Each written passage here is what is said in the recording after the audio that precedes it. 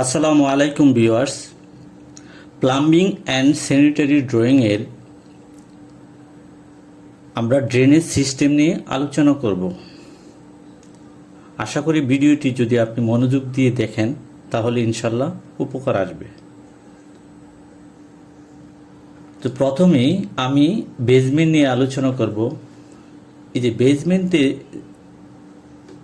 যে বেসমেন্টে কেন পাইপ থাকে। বেসমেন্ট সাধারণত হচ্ছে যে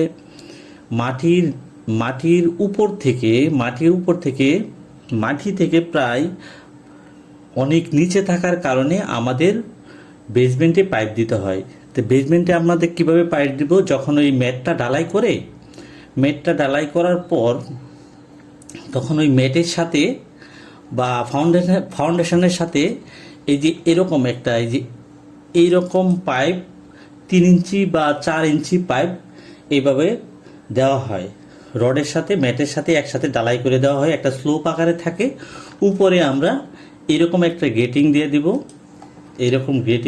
গ্রেটিংয়ে এইখান থেকে একটা স্লোপ আসবে, পানিটা একটা স্লোপে চলে যাবে। স্লোপে চলে যাওয়ার পর যে এইখানে দেখেন, এইখান থেকে যখন পানিটা স্লোপে গ্রেটিংয়ে যাবে, এইখান থেকে পানিটা আস্তে আস্তে এইখান থেকে একটা কর্নারে চলে যাবে। এই কর্নারে যাওয়ার পর পানিটা যখন এখানে আসবে তখন ওইখান থেকে সাম পাম্প দিয়ে পানিটা উপরের দিক দিয়ে তোলা হবে। তারপর পাশে দেখেন এইখানে যে আমাদের আন্ডারগ্রাউন্ড ওয়াটার রিজার্ভার আছে, এই আন্ডারগ্রাউন্ড ওয়াটার রিজার্ভার থেকে আমরা পানিটা এইখানে এই পাম্প থেকে উপরে নিয়ে যাব। তারপর এইখানে দেখেন যে এই পানিটা কোথায় আসবে। আন্ডারগ্রাউন্ড ওয়াটার রিজার্ভের যে পানিটা এইখানে ওয়াশার থেকে 1.5 ইঞ্চি পাইপ বা 3 ইঞ্চি এরকম একটা লাইনে আন্ডারগ্রাউন্ড ওয়াটার রিজার্ভারে এই পানিটা ঢুকে যাবে। এইখান থেকে ওভারহেড ওয়াটার ট্যাঙ্কে চলে যাবে। তারপর রুট থেকে এটা সাপ্লাই হবে। যেহেতু আমি রুট নিয়ে আলোচনা করছি না, বেসমেন্ট নিয়ে আলোচনা করছি, আজ বেসমেন্ট নিয়ে আলোচনা করব। তো আসলে আমি আরেকটা কথা বলতে চাই, ভিডিওর মাঝখানে কথাটা বলে ফেললাম যে আসলে আমি সৎ উদ্দেশ্য নিয়ে ভিডিওগুলো করি, যে এই ভিডিওগুলো যদি আপনাদের দেখে কোনো উপকার হয়, আমার একটা রিকোয়েস্ট, আমার জন্য দোয়া করবেন, আমার পরিবারের জন্য দোয়া করবেন। ভালো লাগলে চ্যানেলটি সাবস্ক্রাইব করে রাখবেন, তাহলে নতুন নতুন ভিডিও আপনার কাছে চলে যাবে। এই হচ্ছে আমাদের বেসমেন্টে কি হলো, যে আমরা সাধারণত বেসমেন্ট ঢালাই করার পর এইখানে আমরা হরিজেন্টালি 3 ইঞ্চি বা 4 ইঞ্চি একটা পাইপ দেবো। এই পাইপটা বেসমেন্টে পানি কিভাবে আসে, বেসমেন্টে হচ্ছে যে গাড়ি ধোয়ার জন্য বা কোনো জন্য যদি পানি টানি এইখানেই করা লাগে, এই পানিটাও উপরের দিকে পাম্প দিয়ে চলে যায় আর কি। তো আমরা এখানে এই যে details of drainage system at basement, এইভাবে আগে একটা বেসমেন্ট করব, ঠিক আছে। বেসমেন্ট থেকে এইভাবে আমরা ড্রয়িংগুলোকে সাজাবো। তো এখন চলে আসি আমি প্লাম্বিং গ্রাউন্ড ফ্লোরে চলে আসি।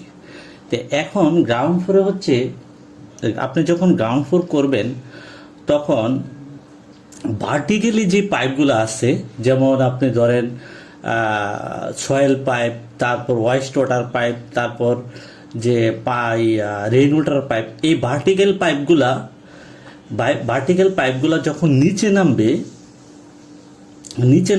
এই নিচে নামার পর এই যে পানি বা ওয়েস্ট পানিগুলা, মলগুলা যে নিচে নামবে, এইগুলা কোথায় যাবে? এই জন্য গ্রাউন্ড ফ্লোরে ড্রেনেজ সিস্টেম করা হয়। গ্রাউন্ড ফ্লোরে ড্রেনেজ সিস্টেম থেকে একটা স্লোপ আকারে যে বাইরে চলে যায়। যেমন ধরেন এইখানে আমার সেফটি ট্যাঙ্ক দেওয়া আছে, এই যে এইখানে আমাদের সেফটি ট্যাঙ্ক দেওয়া আছে। তো এই সেফটি ট্যাঙ্কের পাশে এইখানে থ্রু কয়েল দেওয়া আছে। তো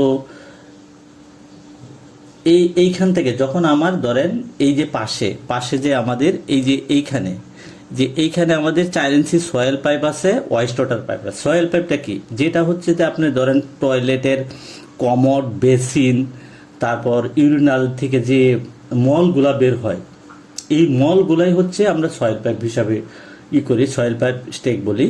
আর ওয়েস্ট ওয়াটার পাইপটা হচ্ছে যে টয়লেট, কিচেনে যে পানিগুলো আসে, এই পানিগুলাই সাধারণত ওয়াইস্ট ওয়াটার পাইপ বলা হয়, ওয়াইস্ট ওয়াটার স্ট্যাক আর কি। আর আপনারা তো বুঝতেই পারছেন যে রেইন ওয়াটার হচ্ছে বৃষ্টির যে পানিটা আসে, এই বৃষ্টির পানিটাকে আমরা রেইন ওয়াটার পাইপ বলি।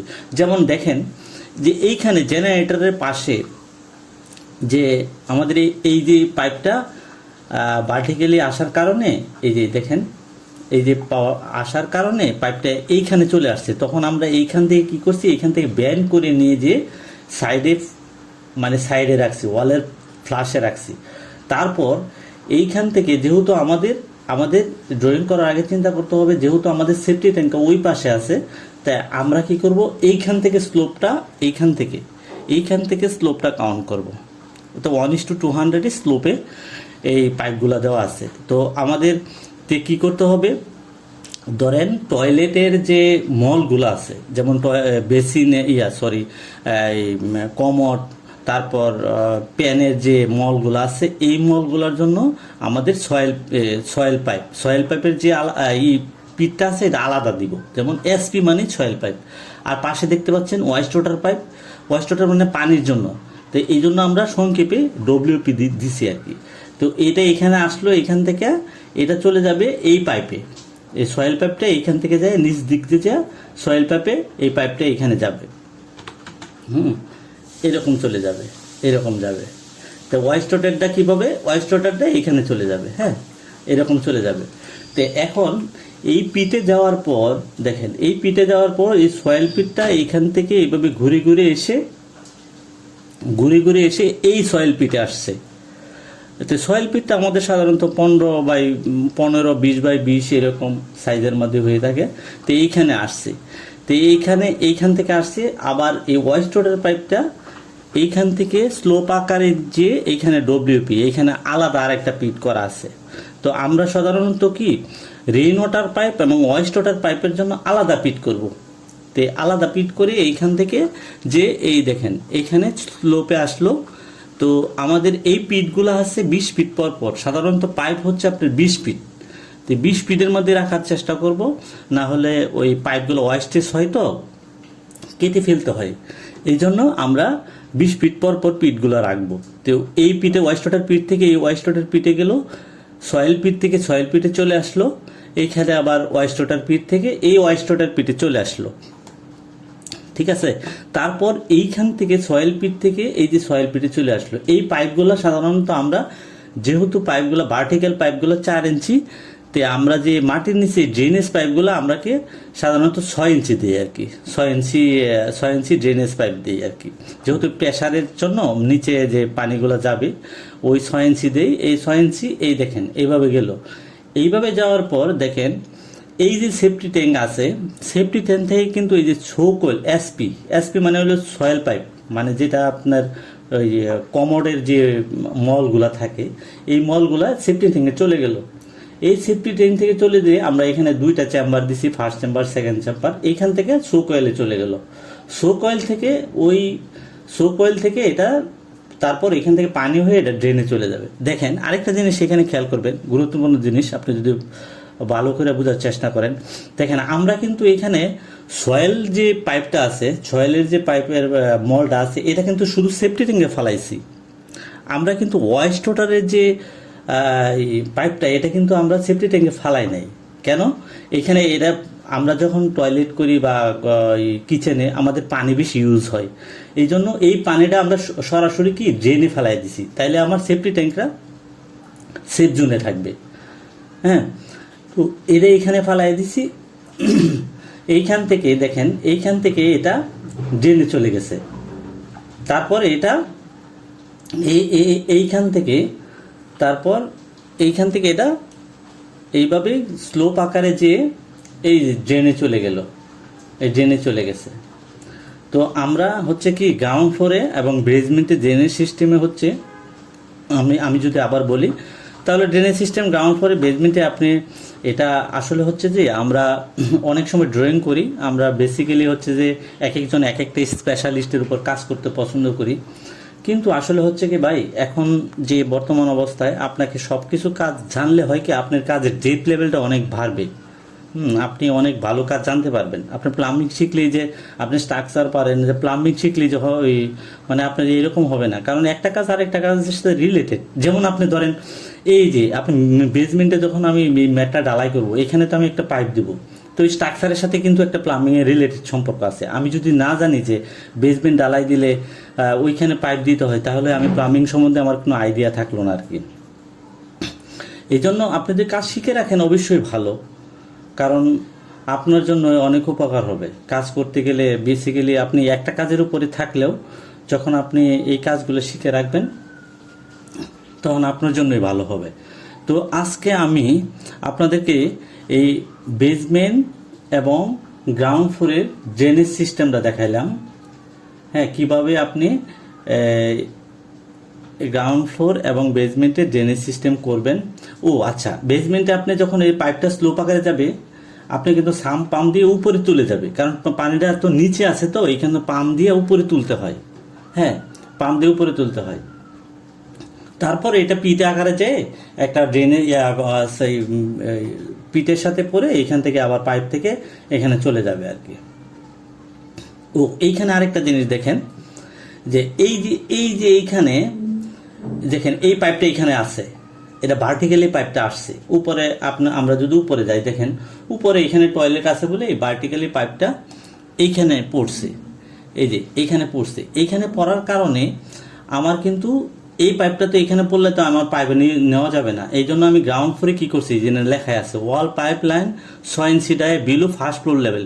এটা হচ্ছে গ্রাউন্ড ফ্লোরের যে গ্রাউন্ড ফ্লোর রুফ আছে, ফার্স্ট ফ্লোরের নিচে থেকে ফার্স্ট ফ্লোরের স্ল্যাবের গ্রাউন্ড ফ্লোর উপরে, গ্রাউন্ড ফ্লোর রুফের উপর থেকে আপনি গ্রাউন্ড ফ্লোরে তাকাইলে উপরে পাইপটা দেখতে পারবেন। ওইখান থেকে ব্যান্ড হয়ে পাইপটা একটা সাইডে যে ওইখানের পিঠের সাথে চলে গেছে আর কি।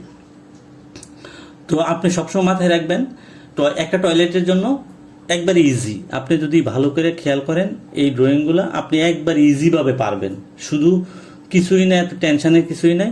আপনি একটা টয়লেটের জন্য সয়েল পাইপ, তারপর ওয়াইস্ট ওয়াটার পাইপ, মানে হচ্ছে যে আপনার যে মলগুলো হয় মলগুলোর জন্য এক ধরনের পাইপ একটা, আর পানির জন্য হচ্ছে আরেকটা পাইপ 4 ইঞ্চি পাইপ, পানির জন্য 4 ইঞ্চি, তারপর সয়েল পাইপের জন্য 4 ইঞ্চি। তারপর এই যে এখানে দেখতে পাচ্ছেন 2 ইঞ্চি ব্যান্ড পাইপ। 2 ইঞ্চি ব্যান্ড পাইপটা হচ্ছে যে আমাদের সয়েল পাইপ যে এই পানি ভার্টিক্যালি নামে বা গন্ধ বের হয়, এই গন্ধ বের হওয়ার জন্য আমাদের এখানে একটা ব্যান্ড পাইপ দেওয়া হয়েছে আর কি।